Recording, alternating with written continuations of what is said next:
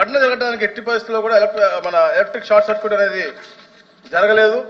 ఇది కేవలం కుట్రపూరితం జరిగిందని చెప్పేసి నిర్ధారించారు అధ్యక్ష. ఎందుకంటే అధ్యక్ష సీసీ కెమెరా అప్పుడే పనిచేయకపోవడం, దోమలు నివారించాల్సినటువంటి కాల్చే కడ్డీలన్నీ కూడా అక్కడ ఎక్కువ మోతాదులో స్టాక్ పెట్టడం, అలాగే ఏదైతే మోటార్ ఆయిల్ ఏ ఆఫీస్లో కూడా మోటార్ ఆయిల్ పెట్టకూడదు కానీ సీనియర్ అసిస్టెంట్ కావాలని మోటార్ ఆయిల్ అక్కడ పెట్టడం, ఇవన్నిటి కూడా నిర్లక్ష్యానికి నిదర్శనం అధ్యక్ష.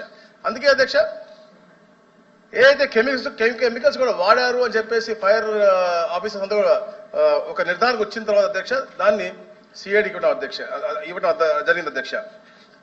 అధ్యక్ష ఈ ఘటన జరిగిన తీరుపై ప్రాథమికంగా అంచనా ప్రకారం మాజీ RDO MS Murali, P Ramachandra Reddy, అంటే ఈ పేరు చెప్పచ్చు అధ్యక్ష, అది కూడా చెప్పకూడదు అధ్యక్ష, అలా అడగడం అధ్యక్ష.